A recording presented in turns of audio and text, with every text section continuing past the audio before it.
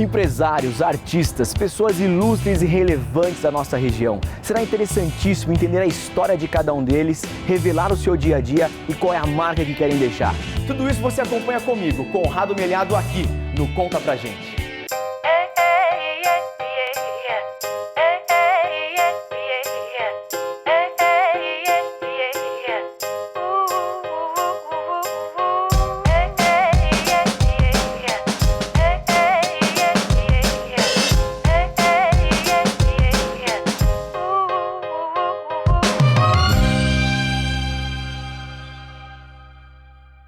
Hoje entrevistaremos uma personalidade versátil. Nascido numa família de pilotos, a velocidade sempre correu em suas veias. Desde garoto deixou sua marca no kart brasileiro e mais tarde fez história na Indy Lights dos Estados Unidos. E hoje é empresário da JL Racing, uma das principais empresas fabricantes de motores do setor automobilístico brasileiro.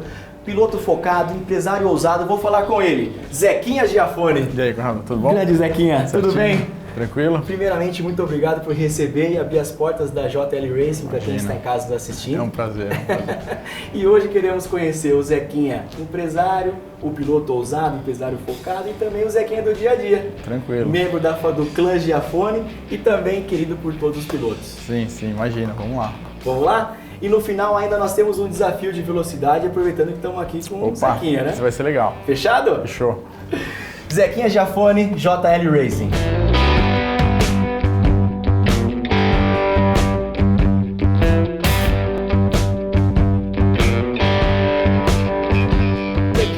JL Racing, fundada em 1990, uma das principais empresas fabricantes de motores, peças e manutenção do setor automobilístico brasileiro, presente nas mais diversas categorias como kart, Stock Car Light, Stock Car Junior, Brasileiro de Turismo, Brasileiro de Marcas, Fórmula Renault, Fórmula Futura e ainda o Mercedes-Benz Grand Challenger e Mini Challenger. Sim.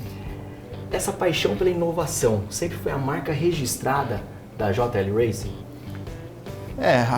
A gente começou fazendo kart em 90, igual você falou, né?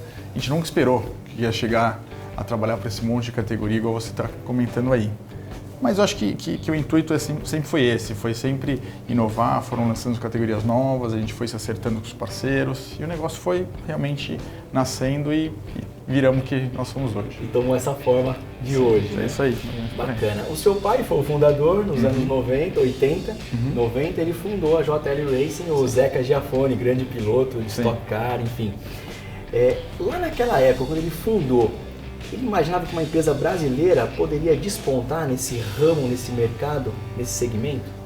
Eu acho que não. Eu acho que chegar nesse nível todo que a gente chegou hoje, acredito que não. Obviamente que você sempre está tentando crescer, né? Sempre tentando abrir os leques, mas realmente a gente começou com uma empresa de kart, pequenininha, quase no quintal de casa, vamos falar assim. E aí o negócio foi crescendo, a gente foi evoluindo, mas se falasse em 90 que a gente ia chegar onde a gente chegou hoje, eu acho que não era muito o intuito.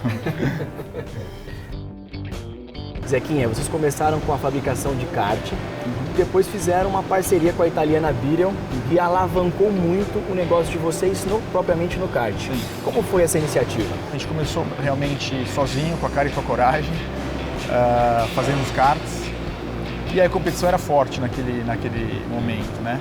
E a gente começou a pensar como é que a gente conseguiria dar uma alavancada no negócio. Então, quando a gente fez a parceria com a Birion, uma empresa italiana com mais de 50 anos de experiência, né? Os caras mandavam muito bem no que faziam. E aí, realmente, com a gente sendo sócios deles, a gente começou a crescer o nosso negócio. Pô, muito legal. E deu escalabilidade para vocês, essa parceria? Exatamente. Com isso aí, a gente começou a crescer. Muito legal. Bom, falando sobre a participação de vocês na Stock Car. Em 2000, vocês começaram a fazer a manutenção dos carros e a fabricação dos chassis tubulares famosos, mundialmente famosos. Então, falando um pouquinho sobre essa iniciativa, essa transição entre o Ômega e depois vieram os Vectras, né? Sim. Como foi essa transição? Bom, em 99, o pessoal da Stock Car veio atrás da gente para a gente tentar fazer eles queriam mudar a cara da Stock Car. A Stock Car, eles tinham os carros de rua preparados para corrida, que eram os Ômegas na época. E eles queriam fazer um chassi tubular, né? Como a gente fazia os karts, era um chassi um pouco maior, mas basicamente a expertise é a mesma coisa. Bom, nesse momento a gente parou de fazer os carros, os karts, desculpa, e começamos a fazer os carros para estoque. Era um projeto que já estava feito na Argentina e eles vieram só para a gente fabricar os chassis no Brasil, porque era para trazer da Argentina era complicado, aquela coisa toda.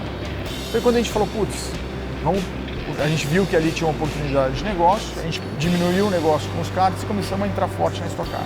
E acertaram muito porque a Stock Car é a categoria mais longeva do Brasil. Sim, realmente foi uma boa sacada ali, porque realmente a partir de 2000 a Stock Car cresceu muito, né?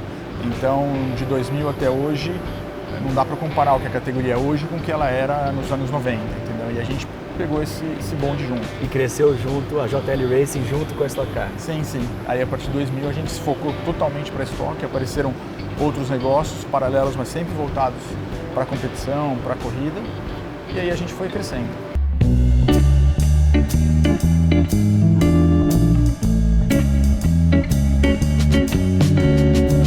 Na sala de motores, a manutenção dos motores é uma prioridade para a JL Racing. Então aqui nós estamos com um motor de Stock Car. Sim. Como funciona essa manutenção? Bom, os motores a gente tem um cálculo de quilometragem, que quando atinge X quilômetros a gente tem que fazer uma revisão neles. Então, se ele não tem nenhum problema durante esses, vamos falar, são mais ou menos 2.500 quilômetros, ele não volta para cá. Quando os motores têm algum tipo de problema, antes daquela revisão de 2.500 km, eles voltam para cá e a gente resolve o problema do motor. Mas o normal que a gente gosta de ver é que eles só voltarem mesmo depois dos 2.500 km. Na Stock Car tiveram alguns marcos que mudaram a história dela. Como em 2002 nós ressaltamos que a JL Racing veio com os chassis tubulares e mudou a categoria. E também em 2001 a JL Racing participou no desenvolvimento do grande motor V8. Sim. Como foi essa participação da JL? Então, em 2001, cada um fazia o seu motor, até 2001, né? Cada equipe fazia o seu motor, era o 6 cilindros de linha. Aí o que acontece? Como você tinha desenvolvimento de várias equipes fazendo o mesmo motor, eles seguiam um regulamento e cada um fazia o seu motor. Sim. Só que tinha muita diferença de um motor para o outro, porque obviamente quem punha mais dinheiro em desenvolvimento conseguia mais potência dos motores. E a ideia deles era que tivesse uma igualdade maior nos motores. Então eles falaram, putz, vamos começar, a gente propôs para a categoria fazer um esquema de motores iguais, uma padronização dos motores, e a gente escolheu o motor V8, que era um motor que tem bastante potência e um custo-benefício legal para a categoria. Ficou muito legal. E o motor V8 ficou famoso desde então na categoria. Sim, ele já passou por algumas evoluções desde 2001, mas a gente usa eles até hoje.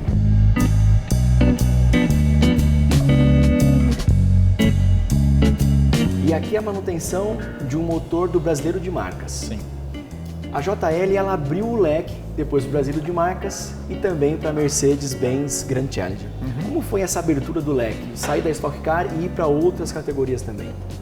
Então, quando a gente entrou na Stock Car, que a gente se firmou lá até 2004, 2005, outras empresas começaram a procurar a gente para dar suporte para as categorias deles. Sim. Que foi o caso da Fórmula Futuro, que era uma categoria com a Fiat. E o Felipe Massa, apadrinhava essa categoria. Fizemos também a Mini Challenge, que era com a BMW, uma parceria com a BMW. Enfim, fizemos várias que passaram por ali, né? Hoje, basicamente, a gente tem o Brasileiro de Marcas, o Brasileiro de Turismo, a Stock Car e a Mercedes. São os 4 que a gente trabalha mais full-time. E como foi essa abertura do leque? Por que vocês priorizaram também outras categorias? Pela demanda, pelo conhecimento da marca? Eu acho que um pouco dos dois, né? No fundo, existia ali, alguém precisava fazer aquele serviço que eles estavam procurando. Normalmente eles fazem uma concorrência e a gente deu sorte de ganhar as concorrências. Então, e estamos trabalhando com eles desde então. E alavancou muito a JL Racing nesses outros segmentos? Com certeza, não são categorias tão grandes igual a Stock Car, no sentido de volume de negócio, daquelas coisas todas, mas com certeza eles agregam no nosso dia a dia.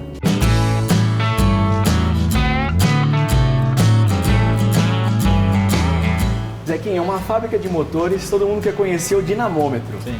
O dinamômetro tem a função primária de medir o HP do motor. Sim. Quais outras funções ele também tem? Bom, além de medir várias coisas no motor, ele também ele faz a parte de amaciamento dos motores, quando você põe as peças novas, as revisões, é aqui que você amacia ele por 1, 2 horas, dependendo das peças que são trocadas. E também é aqui que a gente tem certeza que todo o trabalho na sala de motores foi bem feito. Quando chegou aqui não tem nada de errado com o motor. Se tiver alguma coisa de errado, aparece aqui.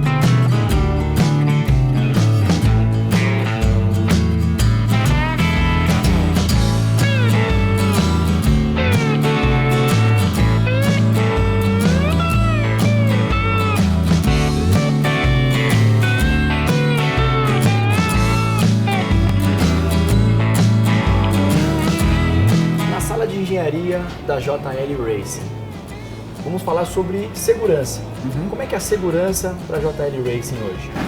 Bom, acho que no automobilismo em geral, a segurança está em primeiro lugar em qualquer categoria, né? E a gente aqui também não é diferente. Acho que a gente gasta muito mais tempo tentando melhorar a segurança, que você aprende com cada batida que tem no fim de semana, você vê o que você podia ter melhorado, o que você não precisa, como que você faz para melhorar, então a gente está sempre aqui atrás de mais segurança.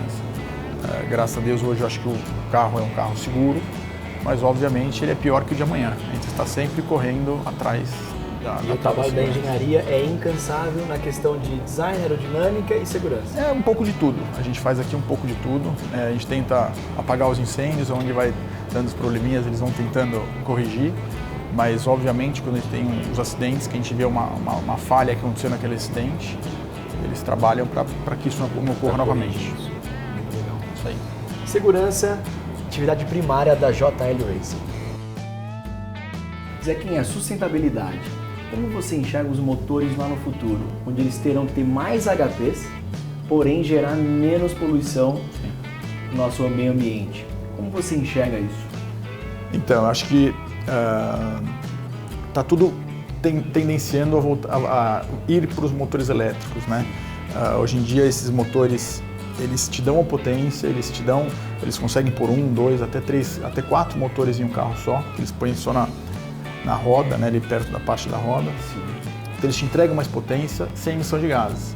Então acho que o futuro tende a ir para esses motores. Mas esse é um futuro distante ou é um médio prazo? Vamos dizer Eu acho que o médio prazo, viu? Eu acho que o médio prazo. Ainda vai ter os saudosistas que gostam dos motores com barulho. E as categorias saudosistas também? Hoje a gente já tem uma categoria que é Fórmula E, com carro 100% elétrico. Eles ainda têm um problema para resolver que a durabilidade da bateria, que nem sempre é boa, né? Outro problema também é como é que todo mundo vai carregar esses carros na sua casa, né? Se for pensar hoje que imagine que todo mundo chega em casa, num prédio, todo mundo vai pôr o carro na tomada para carregar a noite inteira, os prédios não estão nem prontos para isso, né? Então é um negócio que eu acho que para o Brasil ainda está um pouco distante, para a Europa talvez um pouco menos, mas a tendência realmente é essa.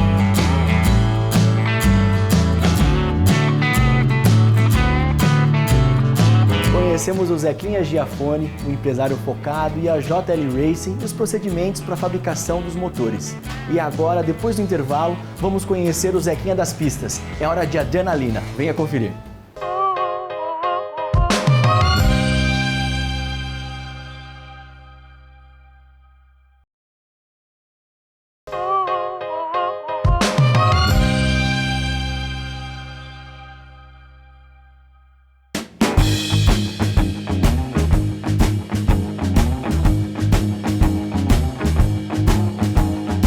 Zequinha, conta pra gente, você nasceu numa família de pilotos, seu pai Zeca Giafone e seu tio Afonso Giafone foram dois dos maiores pilotos da história da Stock Car. Sim. Como foi sua infância nesse cenário? Bom, basicamente, quando meus primos também correram, né, a vida inteira, éramos 6 homens, quando a gente se encontrava só falava de corrida, né? Não tem muito segredo. A gente, enfim, era sempre um comentando como é que tinha sido a corrida do fim de semana anterior, ou o treino, ou o que estava tentando fazer para melhorar o equipamento, era só em cima de corrida. A conversa era só sobre isso. Sim, quem ganhou, quem perdeu, quem rodou, quem bateu. É isso aí. As mães não gostavam muito, mas é o que tinha, era o que a gente gostava, né? O Kartódromo Internacional da Granja Viana. O kartódromo ele foi projetado com um pouquinho do que todos os pilotos gostam. Sim. Com curvas de alta, curvas de baixas. Conta pra mim um pouquinho como foi o projeto do kartódromo.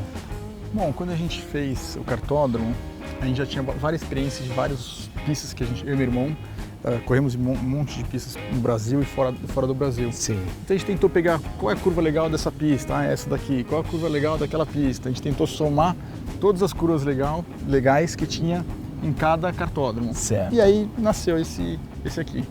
E por isso que os pilotos têm uma paixão por correr aqui, porque tem um pouquinho do gostinho de tudo que gostam, né? Sim, o pessoal curte andar aqui realmente.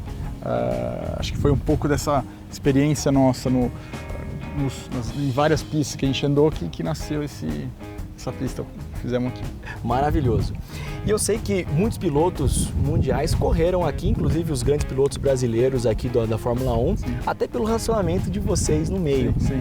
Quais pilotos que você lembra que estão conviveram aqui no kartódromo? Além dos brasileiros, o Rubinho, Massa, desse pessoal todo que está hoje ainda na ativa, a gente tem uma corrida que a gente faz aqui todo ano, chama as 500 milhas da Grande Viana. Sim.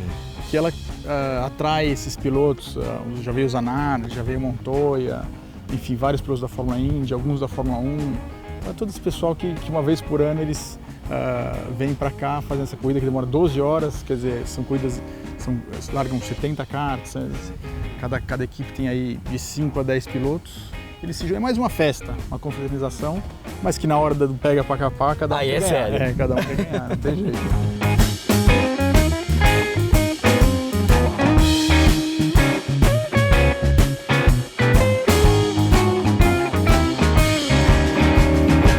Zequinha, você foi campeão sul-americano de kart. Uhum. Conta pra gente, você lembra da sua primeira corrida? Eu lembro, eu lembro, né? Foi aquela primeira, a gente nunca esquece, né? Primeira corrida que eu fiz, depois de treinar, normalmente quando você é moleque, você treina aí um ano para você estar preparado para fazer a primeira corrida, né? Então a primeira corrida foi em Interlagos, 88, 87, 88. E foi engraçado porque normalmente você treina no seco, né? Porque está seca, aquela coisa toda. Chegou na primeira corrida, caiu o mundo na hora de estar na classificação. Então foi no molhado, foi difícil pra caramba, mas foi muito bacana. Já estreou no molhado? Já estreei no molhado. É bem legal, guiar no molhado é bacana, é completamente diferente, não tem nada a ver, né? Chuva e seco, assim, muda muito. Você treina toda semana, quer dizer, o ano inteiro treinando para aquele fim de semana no seco, porque normalmente é corrida no seco, né? Sim. Mas às vezes acontece de correr na chuva. E aí as variáveis são totalmente diferentes. Aí é muito mais fácil você cometer um erro, né? Muito mais difícil para você ter um bom resultado. Mas, enfim, foi o que aconteceu e foi tudo bem, foi tudo tranquilo. Muito legal. E você, sua família toda no meio automobilístico, você lembra a sensação de ser campeão sul-americano? Putz, é muito bom, né? Realmente quando você, porque assim, nesse meio de corridas, diferente de outros esportes, que é sempre você, um contra o outro, né? O tênis, a natação contra um pouco mais, mas no kart você larga com 30, 40 pilotos e só vai ganhar um. Quer dizer, daquele fim de semana só um vai ficar feliz, né? O segundo já fica médio, não tão feliz. Então quando você ganha, você tem que comemorar muito, porque é muito difícil ganhar uma corrida.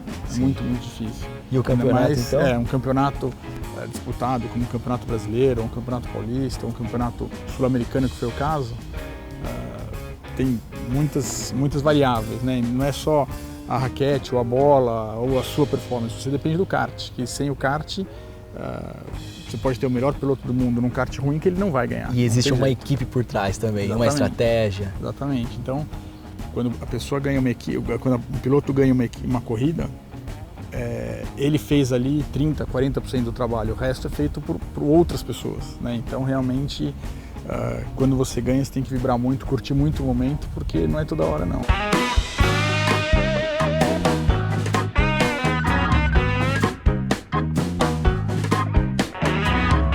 Você e seu irmão despontaram no kartismo brasileiro e seu irmão também foi piloto de Fórmula Indy, Fórmula Truck, também Fórmula Indy Light como você. O fato de vocês serem irmãos, tinha alguma coisa a ver quando vocês estavam na pista disputando? Então, quando a gente, em alguns momentos da carreira a gente se encontrou, né, correndo junto, largando junto, né? Nesse momento era assim, um tentava ajudar o outro nos treinos, né, no preparatório. Chegava na hora da corrida e cada um por si, né? Mas obviamente não era um concorrente normal, né? A gente sempre tomava um pouco mais de cuidado para os dois não rodarem. Mas acho que ajuda, porque principalmente na preparação, vai o que um descobre um segredinho no kart e fala pro outro, e assim a gente trabalhava legal nesse sentido. Então vocês tinham um acordo de cavalheiros aí. Sim. Sempre um acabava se ajudando, um acabava ajudando o outro. Maravilhoso. E qual é a corrida inesquecível do Zequinha Giafone? Acho que a corrida que eu mais curti, né? Porque às vezes nem uma corrida que você nem ganhou, porque às vezes tem corrida que você ganha que é super fácil, porque os concorrentes quebraram, ou porque você estava O acaso. Deu um acaso que acaba que você ganha uma corrida que você ganhou, mas você não curtiu, porque não teve aquele sentimento de vitória. Teve uma corrida que eu cheguei em segundo, quando eu corri de Atlantic, que acho que foi a que mais me marcou, porque a gente estava tendo um ano super difícil, sem resultado, sem nada, e foi uma pista que era em Long Beach, que faltando acho que umas 5 ou 6 voltas, um cara me bateu atrás, aí minha asa deu uma entortada assim, o carro ficou muito ruim, e acabou que eu consegui segurar uma galera ali, um cara me passou e o cara ganhou, mas eu consegui segurar uma galera chegando em segundo. Mesmo com a asa danificada. Então acho que aquela foi a que mais me marcou, aquela que eu até lembro, teve uma corrida que eu mandei bem, foi aquela, entendeu? E que você não vai esquecer jamais. Aquela corrida foi muito bacana, muito bacana.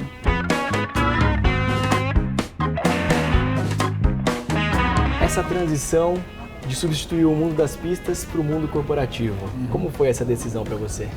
Bom, chega um momento que você tem que definir realmente o que você quer, né? Porque quanto mais alto você vai subindo nas categorias, maior investimento. Então, chegou uma hora ali que a gente falou, não, é melhor a gente parar por aqui, porque a chance de dar certo vai ser pequena. Então, acho que foi uma decisão super acertada. Eu vim curtir o que eu fiz, não tenho nenhum problema em falar, putz, eu parei e não consegui chegar. O sonho era ter chegado na Fórmula 1, na Fórmula Indy, mas não deu certo, paciência, estamos aqui hoje trabalhando com o que a gente gosta. E aí os negócios da família também estavam crescendo paralelamente e essa decisão foi... Com certeza. Então a gente falou, putz, aí eu parei de correr, vim aqui pro cartódromo, trabalhei 4 anos administrando o cartódromo aqui, e depois com o negócio da Stock Car eu desci, fui para JL e meu irmão voltou, ele começou a tocar aqui na administração do cartódromo e eu fui para JL. Hoje a gente meio que se separou dessa... Eu fico lá e meu irmão aqui. Quais são as categorias intermediárias, só para quem está ali em casa nos assistindo entender? Kart, até você chegar numa Fórmula Indy, Fórmula 1, quais são essas categorias intermediárias? Bom, hoje em dia, basicamente, a FIA está tentando fazer um caminho, né, que seria a Fórmula 4, Fórmula 3, Fórmula 2 e Fórmula 1, né? Então, antigamente você tinha um monte de categorias que você podia escolher, mas acho que o caminho natural hoje seria esse Fórmula 4, 3, 2, 1. É o convencional? Sim, isso para quem quer ir para a Fórmula 1. Sim. Para quem quer ir para a Fórmula Indy é um pouco diferente, são categorias de base nos Estados Unidos. Sim. Que tem algumas que você pode escolher, mas eles não têm uma coisa assim tão retilínea igual a Fórmula 1. Sim, né? então sem mais variáveis. Sim, aí. você pode escolher, você tem mais opções, aquelas coisas todas. Perfeito. Bom, você fez viagens ao mundo inteiro, somente para correr e assistir corridas. Sim. Qual dessas viagens com a sua família, enfim, com seu pai, com seu tio, com seus filhos, qual mais marcou você? Eu acho que logo quando a gente foi para os Estados Unidos correr lá de Fórmula Atlantic, a segunda corrida que a gente fez, a gente saiu de Las Vegas num treino e foi de carro até Long Beach. Foi eu, meu pai, meu irmão, minha mãe, uns amigos. Foi bem bacana, que não é tão perto, né? Sim. Então a gente fazia umas paradas. Acho que aquela lá foi a que mais marcou, assim. Foi bem bacana. E foi no começo foi da bem sua... no começo da transição de sair do Brasil e ir para lá, né? Então que é duro, porque você vai morar fora, sem pai, sem mãe, sem namorada, sem amigo. Então você passa um perrengue ali, né? Aquele período de transição, adaptação. É muito difícil. Todos os pilotos que saem, muitos dos pilotos, aliás, não dão certo e perdem para voltar porque é difícil, né? Você está aqui na tua casa, você está no Brasil e aí você vai para um lugar que você não conhece ninguém, né? É uma super pressão de ter que ir bem porque está custando caro pra caramba aquela brincadeira ali. Com certeza. Então, a maioria da galera não aguenta e volta, né? Mas e os que aguentam tentam despontar. Despontar. Mas, e ali acho que a gente já estava ali uns 3 meses, mais ou menos, já estava naquela fase de, putz, saudade de casa, né? E quando você faz uma viagem dessa com a tua família, você dá um up. Com certeza dá um up. Maravilhoso. Bom, estamos do lado dos karts aqui. Uhum. É a hora da verdade. Bora. é tudo ou nada. Nosso desafio com o Zequinha Giafone. Fechou. Bom, o desafio vai ser praticamente assim. Vamos fazer 3 voltas, Tá. né? Só que o Zequinha, por ele já conhecer também a pista e tudo mais, ele vai me dar aí uma folga de 5 segundos. Fechou. Ok, produção? Ok, Zequinha? Fechado. Então, Vamos ver. desafio aceito. Fechado.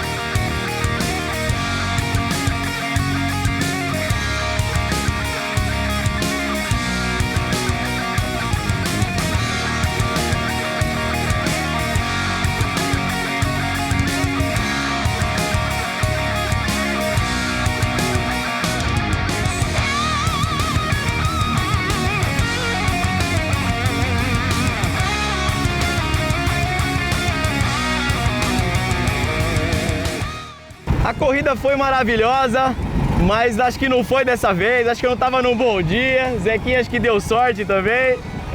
E hoje conhecemos o Zequinha Giafone, piloto ousado, experiente, também o Zequinha empresário, focado, determinado, e o Zequinha do dia a dia, o amigo de todos os pilotos, com esse coração enorme que a gente viu que ele tem, e o membro do clã Giafone. Zequinha, obrigado por esse dia surreal que você nos proporcionou. E eu gostaria de finalizar o programa com uma frase de inspiração sua para quem nos assiste ali agora em casa. Bom, eu acho que é mais sempre acreditar, né? Confiar que as coisas vão dar certo.